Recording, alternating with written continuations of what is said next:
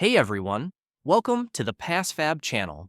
If you've forgotten your iPhone passcode, you may have become locked out of your iPhone after too many incorrect passcode attempts, and you will see this notice, support.apple.com.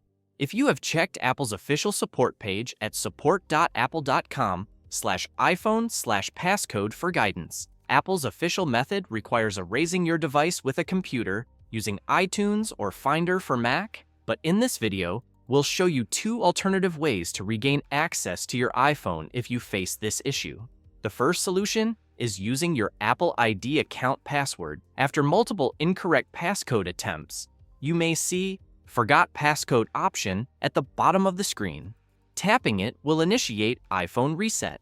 If you proceed, it will prompt you to sign out by confirming your Apple ID password. Once you enter the correct password, your iPhone will erase itself and you can start fresh. This is the quickest option, but it only works if you remember your Apple ID password.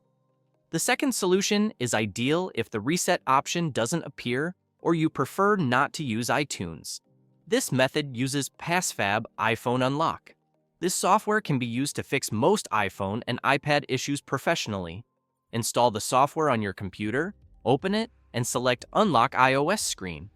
Connect your locked iPhone and follow the on-screen instructions to put the device into recovery mode. Simply press the volume up and down keys one after the other, and then hold down the power button. The Connect iTunes logo will appear, and that means the iPhone is in recovery mode. When the software detects it, click Download to get the required firmware package.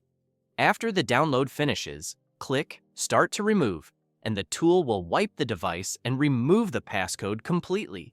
Your data will be erased, but you'll be able to access your iPhone again and set it up as new. And that's it. If this tutorial helped you, please like the video and subscribe for more tech tips.